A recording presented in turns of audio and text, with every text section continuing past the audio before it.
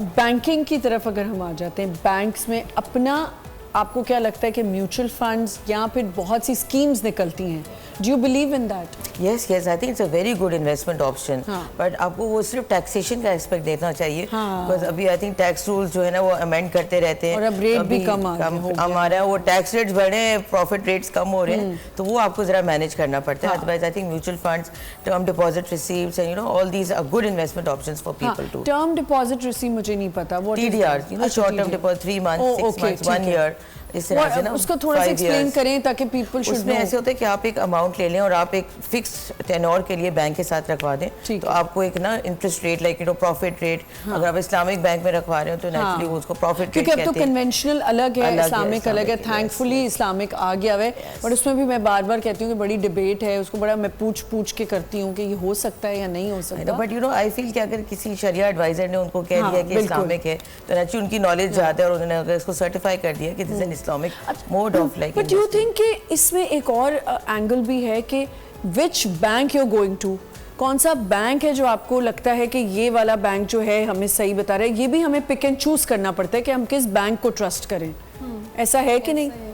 उसकी credit rating आपको देखनी होगी। एक्सपेक्ट करूंगा जो उन्होंने टीडीआर एक्सप्लेन किया ना, बहुत अच्छी चीज़ है ये।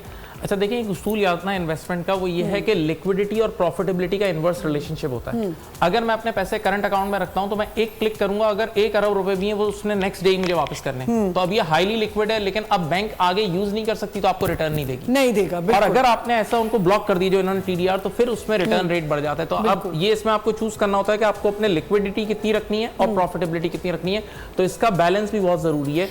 हाँ मुस्तफा, लेकिन मैं चाहूँगी कि अभी तो हमने बड़ी टेक्निकल बातें की जो आधे लोगों को समझ भी नहीं आई होंगी, मैं चाहती हूँ कि आप थोड़ा सा ये बताएं कि अपनी फाइनेंसेस को हम यूज़ कैसे कर सकते हैं। अगर एक बंदा लेट्स सपोज उसकी 100,000 सैलरी है, उसने उसमें किस तरह बचत करनी है, कैसे यूज़ करना है, ये मुझे बताएं। देखें, एक चीज़ बहुत अहम है कि लोग ये करते हैं, दुनिया भर के लोगों की रूटीन ये होती है कि जो आपकी सैलरी होती है ना उसमें से एक्सपेंसेस लेस करके फिर सेविंग निकालते हैं। मैं अक्सर कहता हूं, मैंने इस पे कुछ शोज भी किए हैं कि आप सैलरी में से पहले सेविंग लेस करके फिर एक्सपेंसेस करें, नहीं सेविंग को आपने मस्ट करना है, क्योंकि अगर आपने सेविंग की है तो आप अल्टीमेटली इन्वेस्टमेंट कर पाएंगे।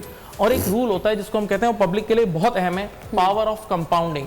Power of compounding. और मैं आपको उसका रियल किस्सा सुनाता हूँ, 2012 का है। 2012 में मेरा एक फ्रेंड है जो इन्वेस्टमेंट बहुत डीप करता है, उसके चौकीदार की सैलरी थी 15,000 रुपए। वो उस 15,000 में से उसने बोला कि भाई मैं तुम्हें 2,000 रुपए मैं तुम्हारे हर महीने निकाल दूंगा, जो एक हमारे बैंक्स और हमारी हर जगह, और वो 2,000 रुपए निकाल के वो म्यूचुअल फंड में, इक्विटी वाले जो स्टॉक मार्केट वाले म्यूचुअल फंड में 2,000 इन्वेस्ट करना शुरू करे।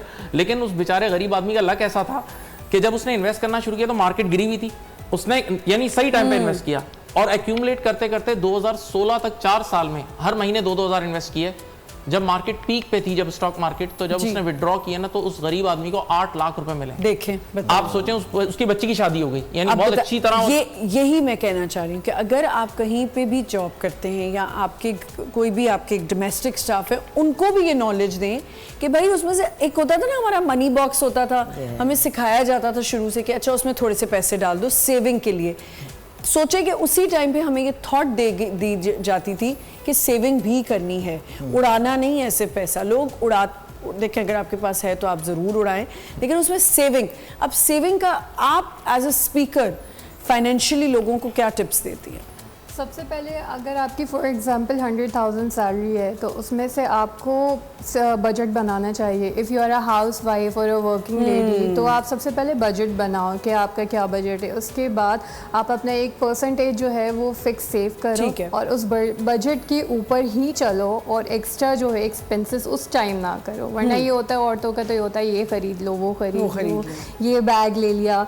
सो first budget and then work on it. हाँ, वो बैग तो बहुत दूर की बात है, जिसकी 100,000 सैलरी होगी वो बैग तो बहुत ही मुश्किल से खरीदेगी। मतलब चलो दराज से बहुत बैग्स, वो दराज से भी खरीदना उसके लिए बहुत मुश्किल होगा, क्योंकि उसको बजटिंग करनी। हाँ, अगर वो सिर्फ होल सोल उसी के ऊपर है और वो उसकी एक अलग सैलरी है तो वो कर सकती है, लेकिन अगर उसको पिच इन करना है तो उसको समझ के करना है। मुझे ऐसा लगता है कि आपके घर में अगर 2 लोग हस्बैंड एंड वाइफ कमा रहे हैं तो आप दोनों मिलके बैठें और कोशिश करें कि आप बताएं एक दूसरे को कि अच्छा हम यहाँ सेविंग कर सकते हैं और दोनों मिल के करते हैं। What do you do with that? Like आपके तो अभी हस्बैंड भी आ जाएंगे। हाँ बिल्कुल। अच्छा, you know what I feel that if a woman is working, it doesn't mean कि लाइक यू नो उसकी रिस्पॉन्सिबिलिटी सारी फाइनेंशियल आ जाती है। I feel it is mainly the husband responsibility, यही रोल्स होते हैं। तो I keep telling my husband what you earn is ours and what I earn is mine.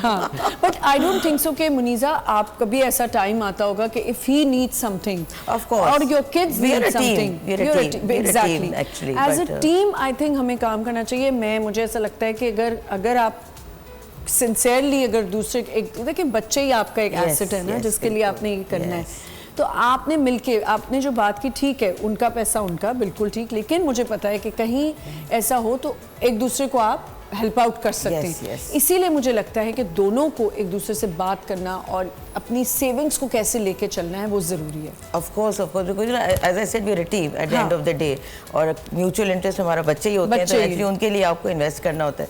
तो कोई बड़ी इन्वेस्टमेंट कोई आ रही होती है, naturally my husband and I consult each other and then you know we contribute, like you know it depends how much he is contributing, how much I am contributing, but the title is always like very clear, you know that is something I think which everybody needs to keep in mind. Yes, you know, yes. that you do contribute, you do have collective savings, but it should be like you know the title should be very clear and like you know. आप उसका कुछ कहना मैं चाहें? कहता हूँ cost cutting top पे होनी चाहिए। Cost यानी जो cutting, ये तो मुझे फैमिली से सीखने को मिली है, कॉस्ट कटिंग इज मस्ट। यानी कई बार ऐसा होता है कि ये डिपेंड करता है फैमिली टू फैमिली अगेन। बिल्कुल। तो अगर आपकी इतनी इनकम नहीं है तो आप बच्चों की जब स्कूल चूज करने जा रहे हैं तो उस टाइम भी आप देख सकते हैं कि कुछ मिड लेवल के स्कूल्स भी हैं और वो भी अच्छी एजुकेशन दे रहे हैं। बिल्कुल दे रहे हैं। आपको फिर स्टेटस सिंबल की तरफ नहीं जाना कि भाई मेरा बच्चा इधर जा रहा है तो ये स्टेटस सिंबल है, अब आपको इससे हटता है। इसी तरह आपको बड़े ब्रांड्स में नहीं जाना है, यार कॉपी पे चले जाओ, कुछ नहीं होता, नहीं किसी तरह आपने गुजारा करना है। और same is the case with the business. आप देखिए मैं खुद भी एक इदारा रन करता हूँ ना, तो मुझे याद है जब हमारा इदारा ग्रोइंग स्टेज पे था, हम 2 एडमिन स्टाफ पे पूरा इदारा चलाते थे।